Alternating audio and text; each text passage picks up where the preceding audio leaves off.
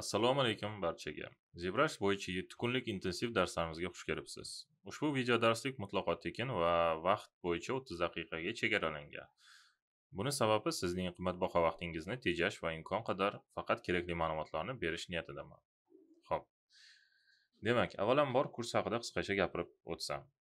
Ushbu kursni ochishdan birinchi maqsad soha rivojiga hissa qo'shish va sohaga kirmoqchi bo'lgan, ammo puli kam yoki vaqt ajrata olmayotgan insonlar uchun sohani yoritib berish va ularga sohadan tatib ko'rish imkonini yaratib berish. Kursni boshlashimdan avval menga ko'p savollar kelgan va kirish qismini shu savollarga javob bilan boshlamoqchiman. Demak, savollarga to'xtashdan avval biroz ZBrush dasturi haqida aytib bersam, kursda ZBrush dasturi o'rgatiladi va bu dastur digital sculpting, ya'ni raqamli haykaltaroshlik uchun qo'llaniladi va CG sohasida keng ishlatiladi butun dunyo bo'yicha. Ushbu kurs kimlar uchun? Avvalambor boshlang'ich, endi sohaga kirib kelayotgan beginnerlar uchun va sohaga qiziqish bildirgan, ammo u yoki bu sabablarga ko'ra kira olmayotgan odamlar uchun. ZBrush dasturi o'zi kimlar uchun, ya'ni dasturni o'zi. Ushbu dastur nafaqat CG dasturchilari uchun, balki tibbiyot, injeneriya va hattoki kriminologiya bo'lim xodimlari uchun juda qo'l keladi. Keling bu haqda sal keyin batafsilroq aytib bersam. Keyingi savolga o'tsak, ZBrushni o'rganish uchun rassomchilikdan xabari bo'lish kerakmi? Albatta, o'zimda rassomchilik qobiliyati yo'q. Lekin ko'p muddatlik amaliyot sculpting bo'yicha menga o'z nishonasini berdi desam ham bo'ladi. Demak, bu qismida javob rassomchilikdan xabaringiz bo'lmasa ham, siz bemalol haykaltaroshlikda o'zingizni sinab ko'rishingiz mumkin. Qancha muddat ichida sculpting o'rganish mumkin? Yaxshi savol. Bunga yaxshi javob odamni o'ziga bog'liq. Bironta standart yo'q, shuni qilsangiz yaxshi bo'lib ketasiz degan va shu bilan birga teparoqda aytib o'tganimdek, men o'zim ham rassomchilikni bilmay va shu ishda ishladim. To'g'ri, ko'p vaqt amaliyot qildim. Ishim boshida o'xshamadi. Amaliyot baribir lekin o'z nishonasini ko'rsatdi. Shu bilan birga aytmoqchi bo'lganim, bu kursda sizga uslub va yo'l o'rgatilinadi. Amaliyot qilmaslik esa o'zingizga bog'liq. Agar siz amaliyotni to'xtatmasangiz, albatta 1-2 hafta ichida qo'lingiz ancha kelishadi. Lekin professional jihatda o'rganmoqchi bo'lsangiz, unga ko'proq vaqt ketadi. Bu kursni bitirgach, bilimni qaysi yo'nalishlar bo'yicha qo'llash mumkin degan savol ham kelgan. Xo'p, bunga javob.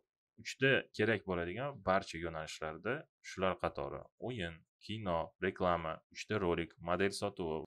Bu aynan O'zbekiston hududidagi kerak bo'ladigan sohalar. Mana shu sohalarga ZBrush dasturi kerak bo'lishi mumkin. Keyingi savol: O'zbekistonda 3D sculpting keraklimi? Ya'ni kerakli sohalardan birimi? Ko'pincha 3D skulptorlarni o'sha studiyalarga kerak bo'ladi. O'sha 3D skulptorlar. Va ba'zida oddiy soha egasi bo'lmagan odamlar ham loyihalar berishadi. Bu kurs uchun to'g'risi nima desam ekan, kerak bo'ladi albatta bu bilan. Faqatgina ma'lum bir sohalar ichida. Bu kurs uchun kompyuter xarakteristikasi qanday bo'lishi kerak? Kamida CPU i3, RAM 16 GB, videokarta GTX 1050. Bu aynan shu kurs davomida komfort ishlashingiz uchun kamida bo'lishi kerak bo'lgan kompyuter xarakteristikasi. Lekin ma'lumot uchun aytib o'tishim kerak, men 2015-2016-yillarda $600 ga yig'ilgan kompyuterda boshlaganman ZBrushni va o'sha payt ham komfort ishlaganman. Umuman soha haqida bilimsiz inson shu kursni boshlasa bo'ladimi? Ha, albatta. Agarda siz sohaga qiziqsangiz, lekin kirishga ikkilanayotgan bo'lsangiz, o'zingizni ishingizni tashlab ketib, alohida kursda o'qa olmasangiz yoki mablag' yetmayotgan bo'lsa, albatta shu video darsliklarni tekinga va xohlagan vaqtingiz ko'rib, sohadan bir shimgil tatib ko'rsangiz bo'ladi. Professional kursga qat'iy borishni boshlashdan oldin men hattoki shuni ko'rishingizni sizlarga tavsiya ham qilaman. Sababi yo'nalish haqida biroz bo'lsa-da ma'lumotga ega bo'lib borganinglar boshqa. Bu sizlarning potensial ishga olinishingizga yana bir plus bo'ladi. Sababi ko'pchilik kurslar o'ziga xodimni tayyorlash bilan band bo'ladi va shu bilan birga sizlar kursda o'qiyapsizlar, demak sizlar potensial xodim hisoblanasizlar kurs egalariga. Sculpting uchun oddiy planshet yaxshimi yoki ekranlik?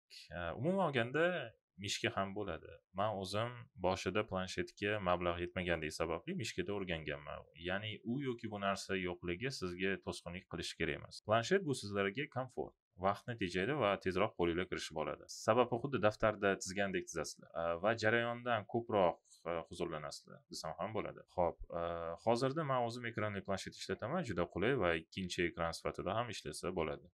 Oddiy planshet qachon yaxshi? Agarda sizlarda byudjet kam bo'lsa. Byudjet masalasi juda ham dolzarb masalalardan biri, shuning uchun bunga alohida to'xtalib o'taman. Nega ZBrushda yasalgan tayyor modelni qayta topologiya qilish kerak? Bu Instagramda menga kelgan savollardan biri. ZBrushda sizda hyperpoly bo'ladi, ya'ni qahramon mutlaqo katta poligonga ega. Uni keyinchalik agarda animatsiya qilish niyatingiz bo'lsa, unda retopologiya qilishingiz kerak. Sababi, agar sizda qahramon 3 million poligonga ega bo'lsa, Maya 3D Max yoki Blender yoki boshqa istagan dasturingiz qotib ishlaydi va rigging uchun bunday poligonash yaroqsiz hisoblanadi. Rigging qila olgan taqdiringizda ham, lekin bu narsa o'zi imkonsiz.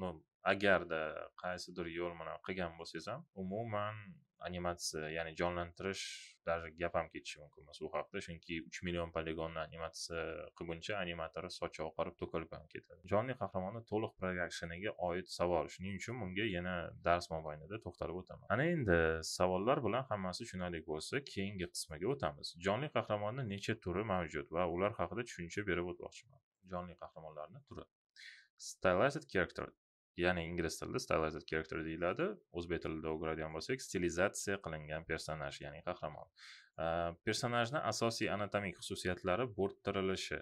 Misol uchun, o'rtadagi o'sha jangchiga ahamiyat bersangiz, uning yelkalari juda ham katta, kallasi kichkina, qo'llari ishkan, oyoqlari esa nozik. Haqiqiy odam bo'lganda bunday ko'rinishda hayotda uni oyoqlari juda ham notabiiy tuyulgan bo'lardi. Bu yerda esa ko'rib turganingizdek, u ishonarli tarzda yasalgan. Ya'ni biz ko'rganda uni harakatlana olishiga ishonamiz va uni turib berishiga ham ishonamiz. Ya'ni hattoki pozasi ham dinamikaga boy pozadan bo'lgan.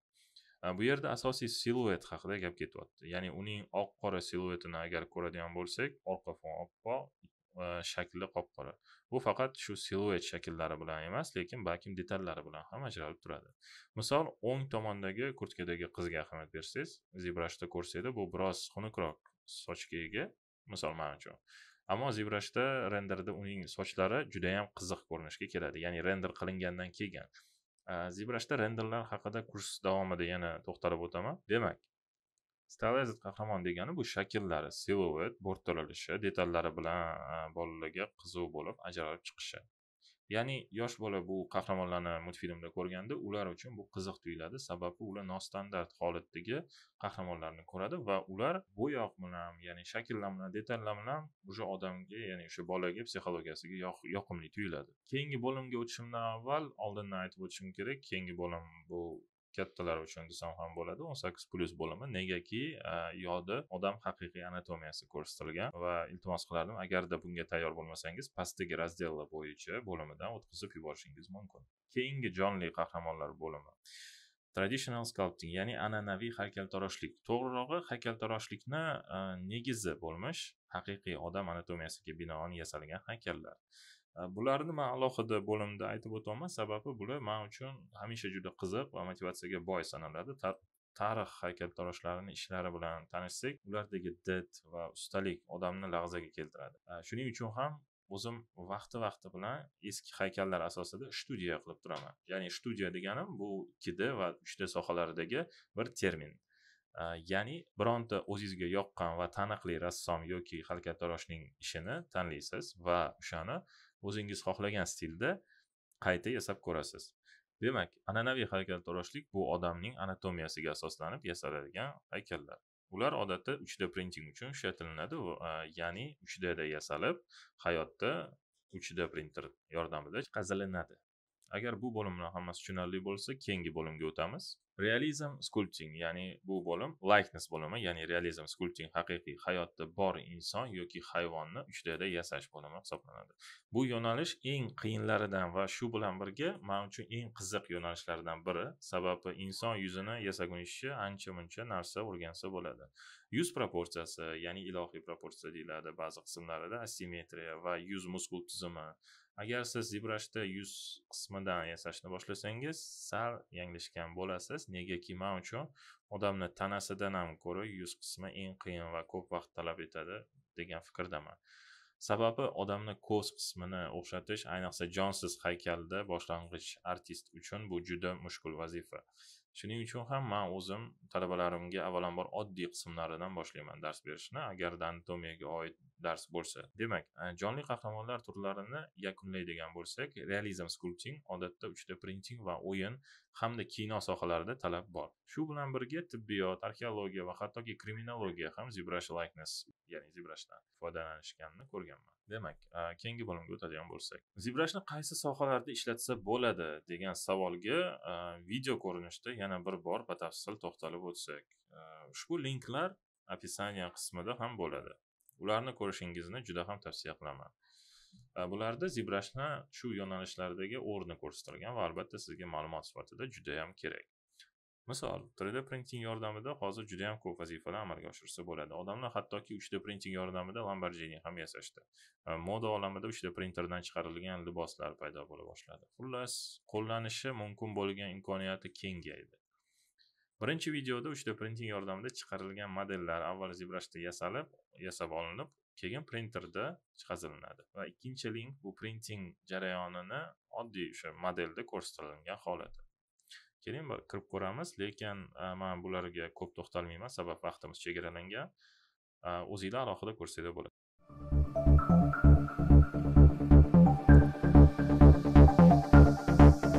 Printing, 3D printing sohasida ZBrushning o'ziga yarasha o'rni bor va bu videoda o'sha o'rinni ko'rishingiz mumkin, qanchalik mustahkam va qanchalik kerakli.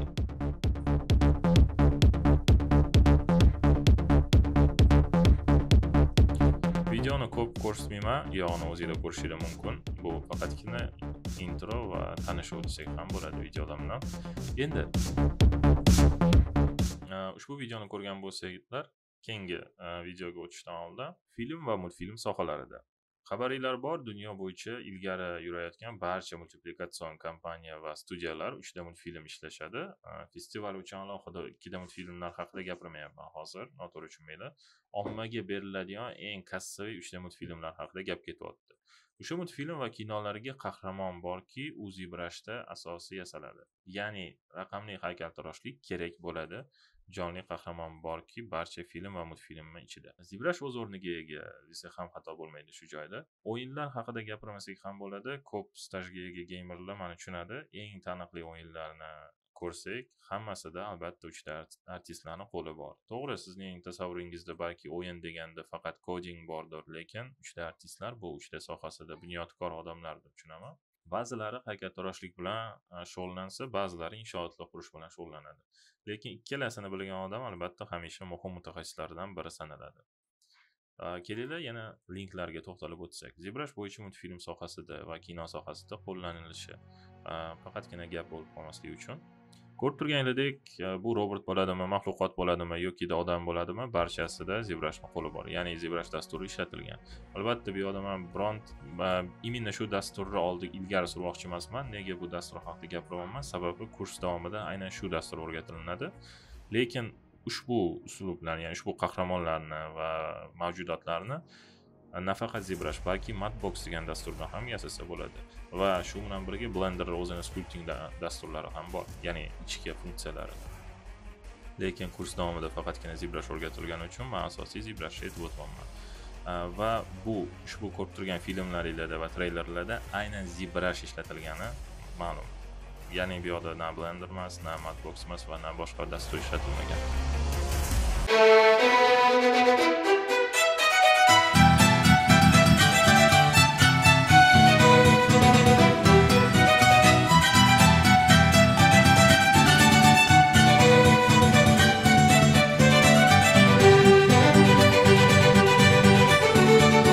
Ya'ni o'yinlarda ZBrushning o'rni va nafaqat o'yinlarda ko'rib turganingizdek produkt dizaynda, illyustratsiyada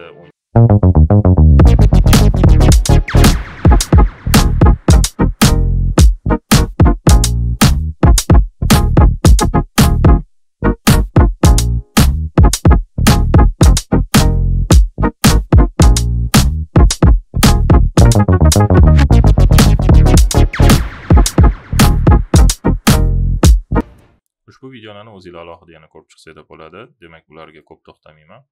Xo'p, keyingi bo'limga o'tamiz. Final Characters bo'limi. Bu bo'limda render jarayonidan o'tgan personajlar haqida gapirib bermoqchiman. Ya'ni ZBrush bu alohida dastur.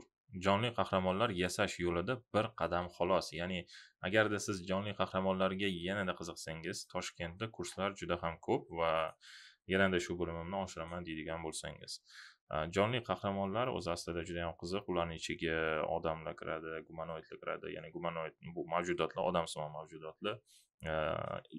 Hayvonot olami ham kiradi. Ya'ni turli xil olamdagi qahramonlar, jonli qahramonlar. Xo'p, bunga men ko'p to'xtamayman, sabab kurs butun jonli personaj yasalishiga bag'ishlanmagan, aynan bir qismiga bag'ishlangan xolos. Pipeline tushunchasiga to'xtalib o'tsak. Demak, endi pipeline tushunchasiga kelsak, ushbu tushunchani agar siz Google ga bersangiz, sizga mana shunday bir rasm chiqib keladi. Bu quvurlarni 3D sohasiga nima ahamiyati bor demoqchi bo'lsangiz, juda ham katta ahamiyati bor deyman. Pipeline oddiy til bilan aytganda bu ketma-ketlik, ya'ni reja. Har bir studiyani o'zini pipeline'i mavjud. Bu sohadagi qiyin terminologiyalardan biri xolos. Lekin hozirgi kunda pipeline nafaqat studiyani o'zida, balkim har bir yo'nalishda o'zini pipeline'i mavjud. Misol tariqasida aytishim mumkin, agar sizlar komiks uchun yoki bironta kitob uchun bosh obloshkasi, bosh sahifasini yasasanglar, ya'ni rasm yasayotgan bo'lsanglar, sizlarga faqatgina ZBrush va Photoshop qo'l keladi. Va shu bilan tamom, ishinglar tugadi. Agarda siz bironta kino uchun qahramon yasasanglar, unda sizga ZBrush, Maya, Substance Painter, Mari, Photoshop qo'l keladi. Shu bilan birga o'yinlar uchun alohida pipeline mavjud va ularga dasturlarni boshqa ketma-ketligi qo'llaniladi. Demak, pipeline ichiga nima kiradi? Pipeline odatda 3 ta qismdan iborat bo'ladi: pre-production, production va post-production. Pre-production bo'limi har qanday film, o'yin yoki reklama, rolik har doim ideya, ya'ni g'oyadan boshlanadi. G'oya ssenariyga aylanadi. Ssenariyni keyinchalik konsept artist vizuallashtiradi. Bu o'sha filmni yoki rolikni vizual ko'rinishi bilan, ranglari bilan shug'ullanadigan artist, ya'ni productionni boshida etapdagi odam. Ssenaristdan kelgan. Storyboard artist raskadrovka qilib chiqadi, ya'ni o'sha bo'lajak film yoki rolikni 2D ko'rinishida faqatgina bosh qahramonni joylashuvi, kamera joylashuvi, undagi soyalarni chizadi xolos. Ya'ni filmni chernovoy varianti desak ham bo'ladi. Storyboard artist o'sha raskadrovkasi butun filmni yoki rolikning chernovoy ko'rinishi. Shunda rejissyor va komandani fikri bir joydan chiqishi ta'minlanadi. Bu barchasi pre-production jarayonida edi. Endi production jarayonida уже deadline va byudjet loyihaga belgilanadi va asosiy ish boshlanadi. Shu etapda 3 ta artist qo'shiladi. Konsept artist tizmasiga binoan 3 ta artist qahramonlarni va atrof muhitni yasaydi. 3 ta asset qo'shimcha modeling atrof muhitga yoki qahramonni kiyimida bo'lishi kerak bo'lgan modellarni yasaydi. Shunda asosiy urg'uni 3 ta artist qahramonlari individuallikka qarata oladi, ya'ni vaqti bo'ladi bu narsaga. Odatda deadline qisqaligi uchun bizda ba'zida yordam kerak bo'lishi mumkin, u yoki bu yo'nalishda, bu qismida, va shunda 3D asset bo'limi yordamga kelishi mumkin. Xo'p, tekstura artist, ya'ni yoki surface artist desak ham bo'ladi. Tekstura va yuzalar fizikasi bilan xiralashgan oyna, suvni yuzasi, suyuqliklar yuzasi va shunga o'xshagan toshli yuzalar, shularga qaraydi. Rigging etapiga уже tayyor bo'lgan qahramonni modeli yuboriladi va bu bo'limda qahramonga suyaklar qo'yib chiqilinadi. Animatsiya etapigacha qahramonni riggini tayyor qilib olish lozim. Aks holatda suyaksiz personaj yurmaydi. Ya'ni xuddi odamda suyakni olib tashlasanglar odam quruq xamir qoladigandek, bu yoqda ham personaj agar rigsiz bo'lsa, animatsiyaga layoqatsiz hisoblanadi. Animatsiya hozirgi paytda juda mashhur bo'lib ketgan yo'nalishlardan biri. Hammanglar bilsanglar kerak, animatsiya etapida qahramon jonlashtiriladi. VFX artist sahnadagi barcha portlash, suv toshqini, parcha va zarralar bilan ishlashga bog'liq bo'lgan yo'nalishdan biri. Character FX personaj ho'l bo'ladimi, yonadimi yoki parchalanib ketishi kerak bo'ladimi, shu kabi effektlar bilan, shu personaj bilan barcha bog'liq bo'lgan effektlar bilan shug'ullanadi. Aslida production qismi juda katta qism. Bu pipeline eng oddiy ko'rinishi, ya'ni buni ichida men ko'pgina qismlarni hali aytib o'tmaganman va ularni aytib o'tsak bu video cho'zilib ketadi. Bu bazaviy ko'rinishi va mutlaqo общий tushuncha pipeline haqida. Avval ham aytib o'tganimdek, har bir studiyada o'ziga yarasha pipeline mavjud. Shuning uchun bitta konkretni pipeline aytib bo'lmaydi, hammasiga tushib ketadigan. Demak, post production qismida уже render artist barcha production qismidagi ishlarni bir sahnaga yig'ib oladi. Ya'ni bu o'sha production jarayonida tayyor bo'lgan ishlarni bitta joyga yig'adigan odam. Render jarayoniga tayyor qilib, renderni tugmasini bosib, renderni yakunlaydi.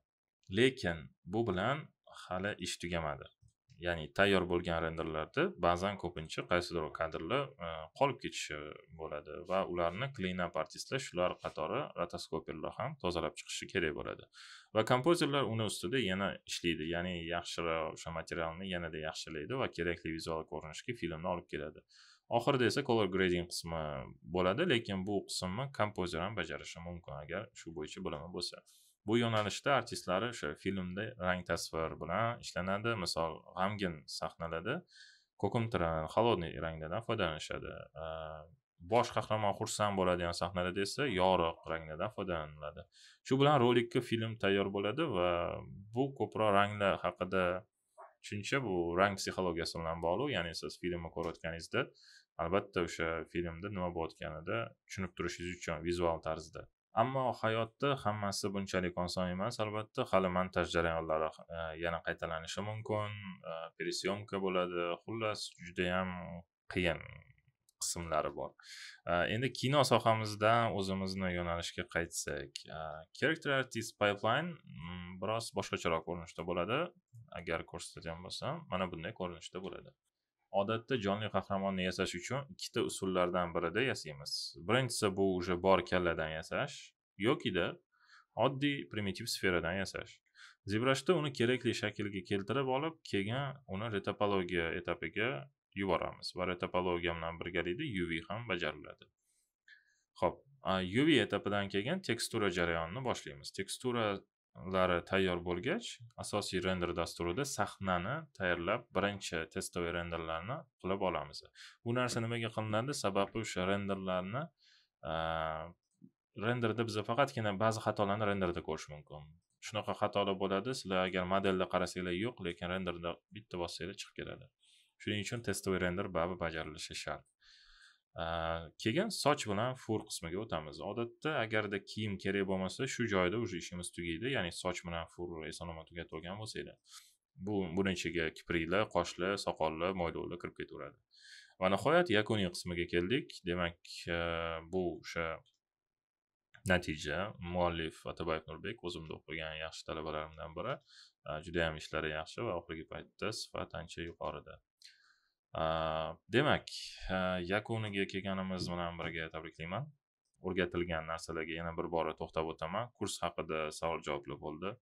Jonli qahramon turlari haqida gaplashdik. ZBrushni qaysi sohalarda qo'llash mumkinligi haqida, pipeline tushunchasi haqida va character artist pipeline haqida. Shu bilan birga tugatsak ham bo'ladi va yana qo'shimcha qandaydir savolinglar bo'lsa, tushunmagan joyinglar bo'lsa, albatta menga Telegram bot orqali bog'lanishinglar mumkin. Uni men opisaniyada qoldiraman. Barchaga e'tibor uchun rahmat. Salomat bo'linglar.